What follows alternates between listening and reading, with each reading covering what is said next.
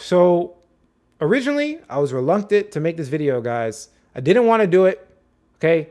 But then I realized it's necessary for all my people that have been following me for years, for the people that, saw me at the bottom. This one's for you. Like, seriously, guys, I'm going into deep detail about the negatives of Bitcoin. I want you to understand the person that's the expert knows both sides of the argument. Okay. They know about all the positives and everything I talk about on my channel and the price predictions, but they also know about all the negatives, the stuff that nobody wants to talk about, the things that people avoid completely. This video is going to be scary.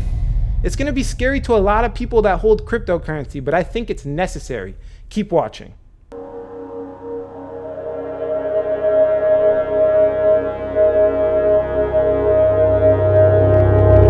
What's going on, everybody? Alex back with another cryptocurrency video. And yes, I'm going to be diving into all the negatives, the things that nobody wants to tell you, right? This is what they don't want to tell you about Bitcoin. Yeah, Bitcoin's immutable, kinda, right? Exchanges, you can get your Bitcoin, but they're evil. Let's jump into all those details. I'm going to explain it all to you, lay it out. And of course, like all the style of my videos, or most of them, not all of them, I'm giving you guys a free PDF. People are having trouble. All you have to do is click the first link, type your email address in so I can mark it to you. You guys know the deal. I'm not doing this stuff for free. Essentially, I'm getting your email address so that we can stay in touch over time and I can show you all the products and give you deals and stuff like that. It's pretty straightforward. I'm not trying to hide anything, right? So put your email address in and then you'll get the download, right? I do this, I have to pay bills. People were complaining about me selling my course, but you got to understand, I'm trying to keep my integrity, right? So I can go and get sponsorships from random exchanges and talk about exchanges to get paid for it, or I can make a course that I completely control. I control this course. I control all the quality content that goes into it, right? And actually pay my bills, right? I got to pay my bills somehow, right? Speaking of sponsors, I got this shirt here. I can't control shirts, but this shirt is fire. Internet money. If you guys want to go check out some cryptocurrency merch, all you have to do is jump to this website here, lcsxmerch.com, and they have all this cool stuff. Now, I'm not completely on the XRP thing, but currently holding XRP, I think that's cool with the toggle on. I think that's really interesting. I think it's really cool, man. I purchased this shirt off their website. Go ahead and check them out if you're interested in some cryptocurrency merch. Definitely the best guys when it comes to that, in my opinion. So, oh, really quickly, guys, I forgot. Follow me on Instagram. I'm doing a $100 cryptocurrency giveaway. I'm giving away $100 worth of altcoins within the next 48 hours. Just follow me at Alexander the Marketer. Again, that's Alexander the Marketer on my Instagram. I'll leave the link in the description. All right, so let's jump into it. So what they don't tell you, but nobody wants to talk about this, right? It's the subject that nobody wants to get into because it's very negative. If you guys haven't noticed, I haven't made a video for a while because I'm trying to come across making this video. It's been like a week since I dropped content. I'm trying to come across putting this content out to you and kind of justifying why I should do something like this. And the reason why is because a lot of you are asking for it. That's the only reason I'm doing it. They're asking you, they want a level-headed. You guys want to be able to argue both sides of the coin. So if somebody hits you with an argument, you're going to be able to come with a rebuttal. Now, a lot of these things, it didn't affect me to sell the Bitcoin. Like, I still have the same amount of cryptocurrency, but I have a level mind, right? For the people that have their money on exchanges, that don't want to take the time to put it on a cold storage wallet, for the people that don't understand the intricacies of blockchain technology and just bought it just because someone told them to buy it, this is for you. You need to understand, and it requires a certain level. There's a certain level, right? There's a certain learning curve that you have to entail. Everyone has to do it. And if you don't do it, you will lose the money. Just as fast as you made it, you will lose it. A fool and his money are soon parted, and I am a physical representation of that. I learned it the hard way. A lot of people I know learned it the hard way. Now I'm trying to save you from learning it the hard way. Learn it the easy way. Just do it. Just do the things that we're going to talk about in this video. So let's jump into it. Let me stop gassing it. So like every big opportunity in life, it's a double-edged sword. Okay. It can have the potential to 1000x your money and change those, your whole family situation. Your whole family bloodline could potentially have, be rich or whatever, all that stuff I say, right? It could be great, amazing, but it could hurt you just as bad if you don't know what you're doing. You could lose all of your money in cryptocurrency if you go all in and something happens. It's extremely risky. You're rolling the dice here, right? This is an unregulated market, the wild, wild west of cryptocurrency. If you don't know how to navigate Internet 3.0 and blockchain technology, the jump from the original, so I want you to think about this, right? Think about a time when there was no internet, right? Think about that. Put yourself in that situation. There's no internet, right? You're gonna have to like send mail to people, right? You're gonna have to like go out of these crazy, like do these crazy things to just get in contact with people. It's just think about that. Now think about that jump to internet that we have now. Think about, now you can get on your phone. You have this little phone device that's as strong as a super powerful computer. You can contact anybody across the world and get any information you want. That jump right there is the same jump, right? From the internet now to internet 3.0 in blockchain technology. Now, if you take it lightly, if you don't think of it as that same jump and you're like, oh, I can do 2 hours of Bitcoin research and I'm good to go. I'm gonna go buy some Bitcoin. If you think like that, you will get exploited. And I'm trying to save you from that right now. So let's jump to the next part here. So the truth will set you free. I know a lot of people want to avoid it, but the truth is going to set you free. And what do I mean by that? Let's start off with decentralized. Decentralized. You guys know I always talk about how Bitcoin is decentralized. It's changing the way, people communicate and send value, all that stuff right there. I want to explain something to you. So there's something called mining farms, right? There's a select few mining farms in this world that are massive, massive. And these few large mining pools can exploit Bitcoin with a 51% attack. Okay, what does that mean? Essentially, you can have 51% or more of all the hash power on the Bitcoin network and actually make changes to the network. So technically, Bitcoin is not immutable. Now, I'm going to explain to you how this was solved and how the mechanism of Bitcoin worked. It worked. What we always talk about, how the consensus protocol, essentially everyone has to have consensus on the changes of the network. It actually kind of worked. And let me explain what I'm saying. So if I come over here, this is called ghash.io. We're one of the biggest Bitcoin mining pools, farms, whatever. They handle a whole bunch of Bitcoin mining, right? And essentially, back in the day, and I think this was in like 2013, as you can see here in November 2013, they actually successfully executed a double spending attack. What does that mean? They had more than 51% of the mining power, and they actually did it on this platform called Bitcoin Dice. It was like a gambling website. And as you can see here, here's a bunch of transactions, which you can examine. Note, this is a chain of transactions. So if you click the outputs, we click it, we could literally see on the public blockchain that there was double spend, right? So essentially, they were like kind of printing Bitcoin, right? And there's a lot of, it's not just printing Bitcoin. We can get very intellectual here. But the thing I want you to understand is that they essentially attacked the Bitcoin network and were successful. So they put out public statements saying that they would never get above like a 40% hash again. They'll never do this again. It was just a test. It was a rogue employee that submitted the double spend attack. He did it. It wasn't ghash.io. It wasn't them. But we all know that that might have been a little bit BS. The truth is, they basically, in a very small way, in a testy way, I wouldn't say it's like a huge attack. It was maybe a test. They kind of hacked the Bitcoin blockchain with this 51% attack. And there have been other 51% attacks recently, actually, and I'll explain more when we talk about Bitcoin Cash. They tried to do essentially the same thing by creating their own coin. But there have been a lot of successful attacks, especially exchanges. I mean, obviously, attacking an exchange is not hacking, Bitcoin. So as bad as all this sounds and everything like that, it got hacked back in the day. And now as more people get onto, Bitcoin and everything like that, it's going to become safer and safer. And as we can see, actually the same company was developing too much hashing power recently in the past couple of years, and it worked the way it was supposed to. They were coming up on the 51%, and a lot of people started pulling their hashing power from their mining pool. They started pulling it all away, and it actually lowered their hash. So the whole point is that people are wisening up to what's going on, and the consensus is that they would change. So if one mining pool or one mining farm starts acting really sketchy, there's going to be actions taken by the community to avoid them from doing further damage to the network. The whole point is that hopefully it becomes decentralized by nature in the future. Right? Of course, there's no way to know any of this, but everything's speculation. Right? And I think that as more people get onto this network and more people start getting control, then people are going to come to a better consensus, a more decentralized consensus, and that's the goal here. I mean, people claim that as time goes on, it gets more and more centralized with these mining facilities and everything like that. But there's a lot of measures that can be taken. Like for example, Bitcoin Cash, the 1 megabyte block size, they tried to increase the 1 megabyte block size to increase transactions. But that would increase further, centralization, because people with smaller mining facilities wouldn't have been able to, for example, confirm blocks, or they wouldn't have been able to compete anymore. So hopefully they come out with a solution, Bitcoin Core and everything like that. I'm sure they understand it in a greater detail than I do. So in the future, I'm sure they're going to come out with something to help with the centralization and to help with the issues. And that's why I don't have, my 100% of my net worth in cryptocurrency. I understand that this is an innovative new technology and things are always going to change, right? So I want you guys to have that mindset when you're getting into Bitcoin and blockchain technology. Now, another thing that's a huge problem, I know a lot of you already know this already, but let me break it down. The Bitcoin energy consumption, guys. Now, I'm sure you've seen these numbers somewhere where it's like comparable to the carbon footprint of Syria, comparable to the power consumption of Israel.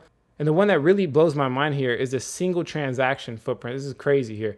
One transaction is equivalent to the power consumption of an average US household of 18 days. So 18 days of power consumption equivalent to one transaction. That's pretty scary. In my opinion, this is my opinion. Everyone has opinions, but from what I read, my overall, I guess you could say, outlook on Bitcoin is similar to the Bitcoin Standard. If you guys read the book, The Bitcoin Standard, essentially what he talks about is how Bitcoin will be used as a standard similar to gold.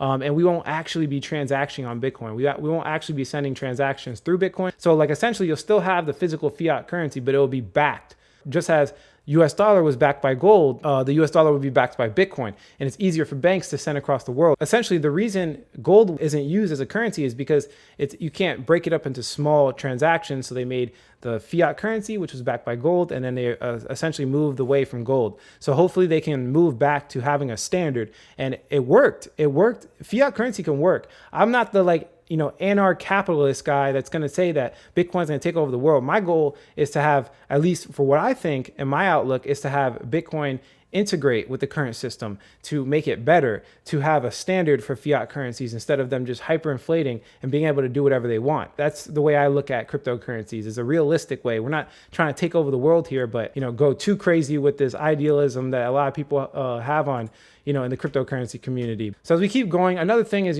spending Bitcoin, like I said before, 1 megabyte block size limits it to hypothetically 7 transactions per second.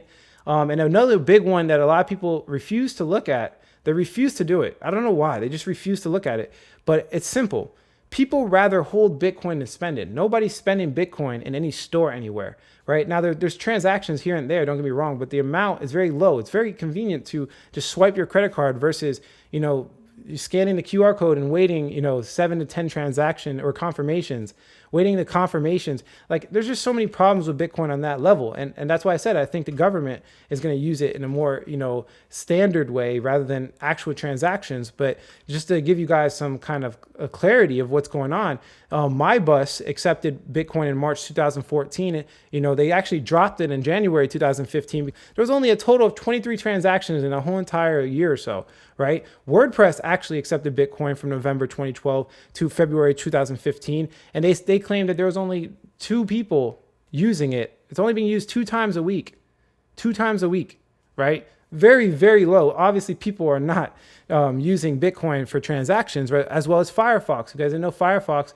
they had a donate with Bitcoin button, and they claimed that it dropped revenue per customer by 7.5%. They lost hundreds of thousands of dollars by just accepting Bitcoin and putting it on their website. Now, obviously, I'm sure you guys are in the same boat. None of you are buying things with Bitcoin. Maybe you are. I mean, you can technically buy the shirt with Bitcoin, but I didn't. Like personally myself, I didn't buy it with Bitcoin. I bought it with cash. So for me, that's convenient. I look at Bitcoin as a way to hold the time capsule of your value, right? It's like a time capsule for your value. If you have it in cash, if you're having a savings in cash, essentially you're forced to invest it in the stock market because of the negative interest rate and the printing of the money. People printing money is devaluing your US dollar. So essentially you can't save. You're incentivized to spend it. With Bitcoin, it actually gives you the power to save because of the purchasing power increase over time. So it just depends on your idealism on how you think of Bitcoin and should be used. Personally, I think of it as a way to, again, hold your purchasing power over time where you can save and you don't have to invest in things, but then technically you're investing in Bitcoin, and you can say the same thing for gold and silver.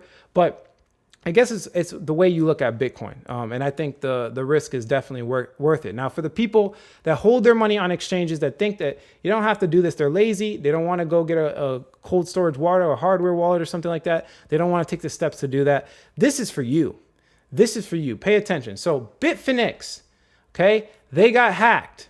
They got hacked in August 2016. And the reason why they got hacked is actually crazy. The reason is crazier than the hack itself. So their code base was actually copied from an exchange called Bitcoinica, which was founded by a 16-year-old. This 16-year-old made an exchange, which that exchange got hacked as well.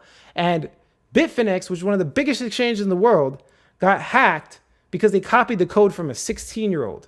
120,000 Bitcoin were stolen from Bitfinex and from customers' accounts in 2016. So the way they solved this was by actually just devaluing everybody's, holdings. They took 36% of every single customer on the whole Bitfinex platform and called it a haircut to make up for all the losses. This is why you don't hold your money on an exchange. And exchanges have a history of doing this. If we go here, Bitomat, which is the third largest at the time, kept his whole entire site wallet on Amazon Web Services with zero backups. They didn't have a backup of the website. Somebody just restarted the Amazon Web Services on July 2011, and all of it disappeared. The whole exchange disappeared. Bitcoinica, like I was talking about, they didn't have any database backups, and they basically lost all their money. And the remaining funds were hacked because the 16-year-old actually had a leaked password. He had an old password that he used, and he used the same password for this exchange, which is crazy. BitPay, they claim to be fully insured, kind of like Coinbase that claims to be insured. They claim to be fully insured, but they were exploited by a phishing attack, lost 5,000 Bitcoin, and the insurance company refused to pay, pointing out that the policy only insured physical cash and not the Bitcoin itself. Their website was kind of hosted on WordPress, and they hacked WordPress, allowing access to exchange data. And the same thing actually happened to another startup called Loanbase. So obviously WordPress got exploited. Cryptsy collapsed in the hack of January 2016, and the proprietor actually ran off with all the Bitcoins, moved to China, and started his own exchange. Kraken, a lot of you know, or Kraken, whatever you want to call it, a lot of you know of this exchange. It wasn't even it was a hack, but it was just a mistake for them not paying their Cloudflare bill. And they didn't pay it for months. They didn't pay it for 3 months. And basically the CEO of Cloudflare essentially downgraded them to the free version of Cloudflare. And a whole bunch of money was stolen from them. They tried to blame Cloudflare, but they didn't pay their bill. Simple things that just like Coinbase, if you guys didn't know, they colluded with Bitcoin Cash. They were accused of insider trading. Of course, the case got dropped because they're a $1 billion company. Nobody can kind of match that in the court of law, right? And they essentially colluded with Bitcoin Cash in a lot of different ways. And this is not a video for that. You can go research it for yourself. And I'm sure a lot of people are going to give me backlash for me even saying this in the first place. But they essentially tried to, contribute to the 51% attack of Bitcoin Cash and everything like that. So essentially what I'm trying to get across here, guys, is this is the wild, wild west of cryptocurrency. And one of the steps is getting a hardware wallet and a cold storage wallet, doing something. I know it requires some effort, right? I know it requires, and I mean, I talk about it in my digital course, and I do the step-by-step walkthrough tutorial, but there's a whole bunch of tutorials on the internet that you can find, right? And then they might not be complete, but you can put them all together, right? You can go watch that tutorial to figure out to do that tutorial to do that, and you can find it eventually. That's not a problem. But just be careful. Be careful. Another thing for the people that wanted to know, I have a scam submitter on my course. So the scam submitter is essentially you can submit any website and I'll research it for you to make sure it's not a scam. And that comes in really good. It's very handy for things like this, right? HYPE programs, high yield investment programs, right? These programs, they say they're going to make you 20% a day, 10% a day, even 1% a day. That is a scam. They take your money. It's a Ponzi scheme. Coin doublers. I'm sure a lot of you have seen these people. I'm going to double your Bitcoins. Scam. They took your money. Mining software and hardware. Now, don't get me wrong. There's a lot of mining software that's real, right? That I've talked about one. There's only like one that's real. Go ahead and check my older videos. I talked about like cloud mining and everything. But there's like mining softwares that claim that you can mine from your browser and then they steal your money. Anything that's too good to be true, never, ever, ever trust it. And if it's not verified by a lot of people, do not trust it. That's the, I guess, rule of measure I want to get across here. Cloud mining, of course, you can make more money holding the cryptocurrency. And you could probably just buy your own mining hardware, right? So just keep that in mind. Scam wallets. There's these companies. Oh man, it gets crazy out here, and it scares me because I get a lot of messages of people that I actually thought were smart that actually have researched a lot getting scammed. Because the thing is it requires a lot of experience, right? And if you don't have the experience, you got to find somebody with the experience to teach you. It's as simple as that. It requires a lot of experience to be able to navigate Internet 3.0. Just don't get scammed. Scam wallets, scam replicas, any like regular service that you're getting now, like staking, whatever they call it, there'll be scam versions that somebody will catch you slipping and, you know, send you to the wrong address. You try to upload your money to the wallet and you get scammed immediately. And then probably the craziest one to me and the most personal is my comment section, guys. A lot of you guys are getting scammed. You know, George over there that taught people how to trade with these fake comments. It's crazy. It'll be like a guy that says, oh, my name's Joy. He'll like talk about some Bitcoin irrelevance. Like he'll say something that makes him sound smart about like crypto.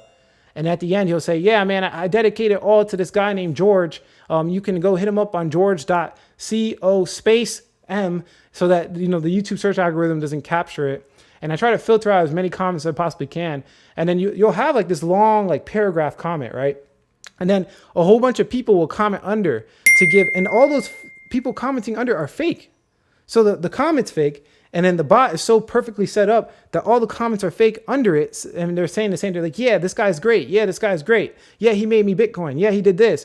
All of that is fake to convince you to actually search up the website and to get scammed. Okay. Do not send your Bitcoin or take any action from a comment section or anyone that private messaged you on Telegram, any legitimate source. The person has to put their reputation on the line. Essentially, I'm putting my reputation on the line when I say thefundamentalsecrets.com. I'm putting my reputation. So if you get scammed, you can come to me. If there's no physical person or a fake person, or they want to prove identity or something, it is most likely a scam. Okay. And to avoid all this, like I can't, there's no way I can make videos to detail every little scam. The whole point is you want to be smarter. You want to wisen up to the history of cryptocurrency, of blockchain technology. Everybody heard about Mt. Gox, but there's also been massive amounts of other exchanges that got hacked. There's been massive amounts of, you know, Ponzi schemes, you know, hype program scams, double scam, like Bitcoin doubling scams. There's more scams and opportunities. So if you don't know what you're doing, if you don't know how to navigate, guys, always take in consideration. If you do get to that point, fundamentalsecrets.com, all you have to do is click the link below, go ahead and apply, and you will get accepted if you do. If not, then I'm going to open it to a public in a couple of months or so that everybody can get access. I just want to make sure that the quality of this group and the quality of my course is top notch, #1 in cryptocurrency. Nobody else is offering this value. I'm trying to corner the market in digital courses. So if somebody gets it, they know how to navigate it. They know how to get from point A to B without losing their money and taking advantage of this opportunity. Remember, guys, a fool and his money are two-parted. Don't be a fool. Be smart. Understand both sides of the equation, right? Understand the good and the bad that comes with cryptocurrency and blockchain technology so that you can make the right investments. But that's it for this video, guys. If you like the quality of this content, hit like. If you don't, leave some constructive criticism. Subscribe for more video updates. And like I always say, if you don't get with this technology, you will get left behind. Thanks for watching this video, guys. Catch you in the next one.